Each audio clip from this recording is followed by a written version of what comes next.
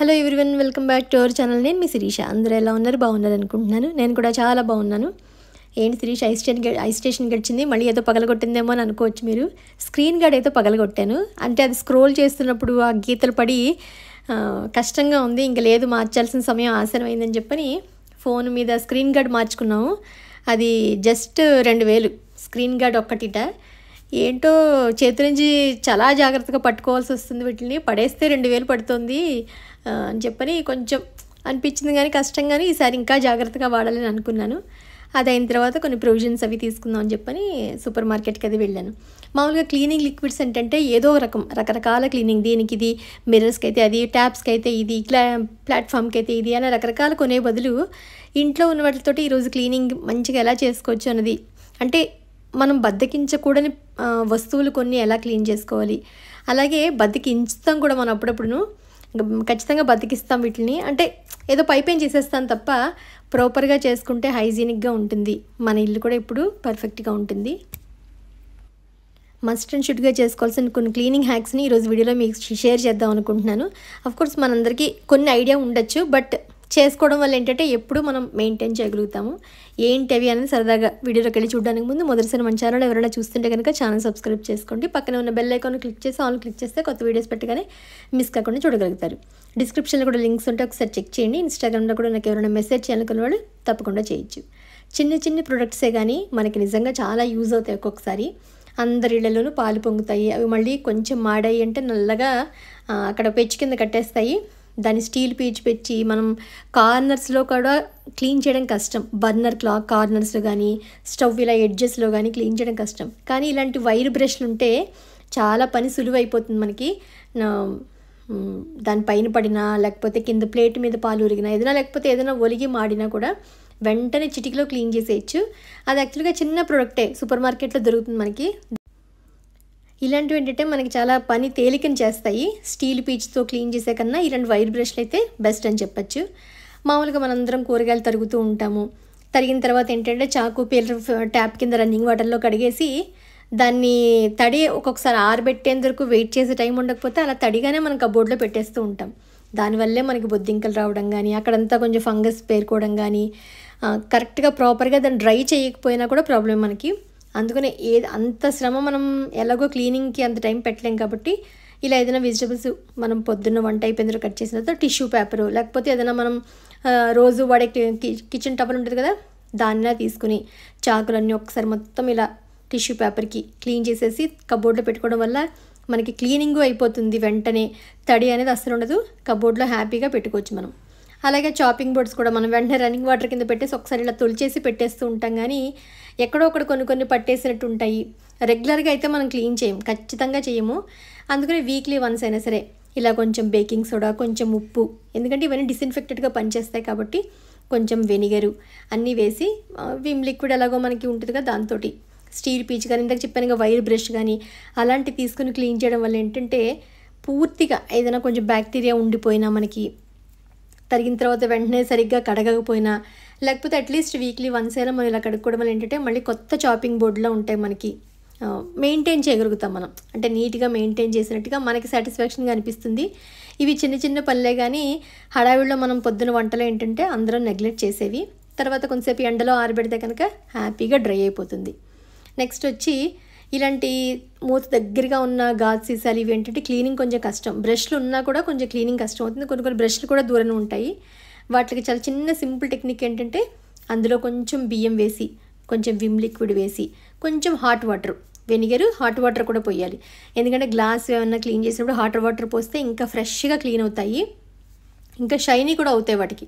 అందుకని కొంచెం hot water కూడా పోసి విమ్ లిక్విడ్ కూడా వేసిన తర్వాత బాగా షేక్ చేసే మొత్తం ఆ బియ్యము అంతా ప్రతి కార్నర్కి వెళ్ళి ఈ విమ్ లిక్విడ్ని తో క్లీన్ చేసేస్తుంది చక్కగా మనకి. చాలా చిన్న మూతలు ఉన్న వాటికి ఇదైతే బెస్ట్ టెక్నిక్. ఆ తర్వాత మళ్ళీ ట్యాప్ కింద ఒక 3 to 4 times మంచిగా వాష్ చేసేస్తే అసలు ఇంకా స్మెల్ రావడం కానీ, బాటిల్ అయితే మంచిగా క్లీన్ అయిపోతుంది. మీకు ఐడియా ఉంటే కనుక ఓకే, లేకపోతే ఈ టిప్ ట్రై చేయండి, మీకు చాలా బాగా యూజ్ అవుతుంది. చూసారా, కొత్త బాటిల్లో అయిపోతుంది మనకి. నెక్స్ట్ టిప్ వచ్చి మిక్సీ జార్స్. మనం ఖచ్చితంగా డైలీ ఏదో పచ్చడి మిక్సీ చేసుకుంటాం, కానీ ఈ వెనక సైడ్ క్లీనింగ్ మనం ప్రతిరోజు అయితే ఇంపాసిబుల్, అది చేయడం అవ్వదు. బట్ అట్లీస్ట్ వీక్లీ వన్స్ అయినా ఏదైనా సరే వెనక్కి కూడా మనం బర్నర్స్ ఉంటుంది కనుక దాని మీద కూడా కొంచెం బేకింగ్ సోడా అలాగే కొంచెం వెనిగర్ వేసి ఒక 5 minutes వదిలేస్తే మొత్తం అదంతా లోపల ఉన్న మురికి, ఎందుకంటే చెయ్యి వెళ్ళదు అక్కడికి, పీచు పెట్టి తోమరు పని వాళ్ళు కూడా ఎలాగో అది క్లీనింగ్ చేయడం వాళ్ళకి అయ్యే పని కాదు.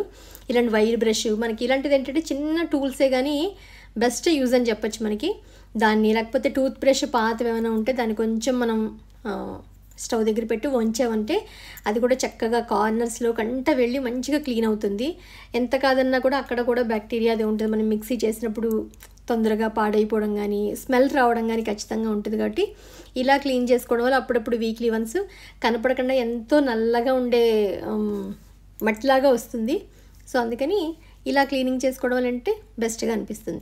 ఇవన్నీ చిన్న చిన్న క్లీనింగ్ హ్యాక్సే మనం చేసుకునేవి, కానీ మనం వీటిని ఎంతవరకు చేసుకుంటాము అన్నది జస్ట్ ఒకసారి రిమైండ్ చేసినట్టు ఉంటుందని చెప్పని నేను ఇలా చేసుకుంటున్నాను కదా అని మీకు షేర్ చేశాను అంతే. నెక్స్ట్ వచ్చి సింక్.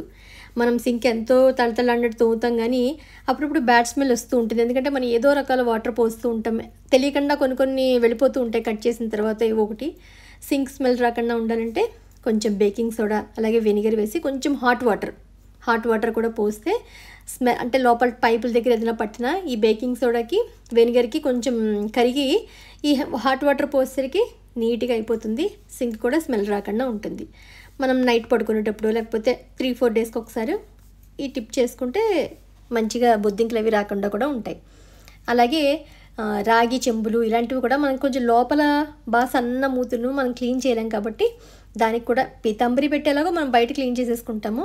లోపలైతే కనుక సిట్రిక్ యాసిడ్ ఉంటుంది కదా, అంటే నిమ్మ ఉప్పు అంటాం మనం, లేకపోతే బేకింగ్ సోడా అయినా నార్మల్ ఉప్పు అయినా నిమ్మ ఉప్పు అయినా వెనిగర్ కూడా కొంచెం వేసి విమ్ లిక్విడ్ వేసి కొంచెం హాట్ వాటర్ అంతే, వీటన్నిటికీ ఇదే సొల్యూషను వేసి చక్కగా బాగా షేక్ చేసేసి తీసరికి మనకి తెలియకుండా ఎంతో కిలం పట్టినట్టుగా ఉంటుంది, అది వచ్చేస్తుంది బయటికి. అంటే చెప్పాను కదా, సన్న మూతున్న వాటికైతే ఈ టిప్ బాగా యూజ్ అవుతుంది. ఓకే, కొంచెం వెడల్పుగా మూతుంటే హ్యాపీగా మనం పీతాంబరి పెట్టి క్లీన్ చేసేసుకుంటే మళ్ళీ కొత్త బాటిల్లో అయిపోతుంది. నెక్స్ట్ వచ్చి గ్లాస్. మనకి గ్లాసులు కూడా కొత్త బట్టల మెరవాలి అంటే ఈ టిప్ చాలా బాగా యూజ్ అవుతుంది.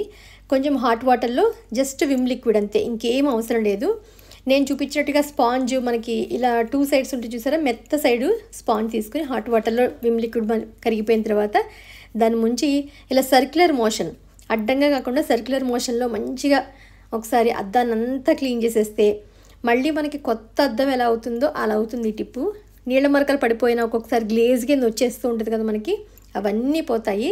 టిప్ ట్రై చేయండి. సర్క్యులర్ మోషన్లో మొత్తం అంతా తీసేసిన తర్వాత మన దగ్గర కిచెన్ వైప్ ఉంటుంది కదా, చిన్న వైపరు, దాంతో వైప్ చేసేస్తే పైనుంచి కిందకి అంటే ఒక యూనిఫామ్ మెథడ్లో చేయాలన్నమాట. అంటే ఎటు పట్టి అటు కాకుండా పైనుంచి కిందకి ఇలా మొత్తం మనం వైప్ చేసేయడం వల్ల ఏంటంటే అప్పటికే సగం క్లీన్ అయిపోతుంది నీట్గాను. ఆ తర్వాత మనం ఏదన్నా మనకి మైక్రోఫైబర్ క్లాత్స్ ఉంటాయి కదా, లేకపోతే టిష్యూ పేపరు లేకపోతే న్యూస్ పేపరు, ఏదైనా సరే పేపర్తో క్లీన్ చేయడం వల్ల ఏంటంటే ఇంకా మరకలు అవి ఏమీ లేకుండా అద్దంలా ఉంటుంది.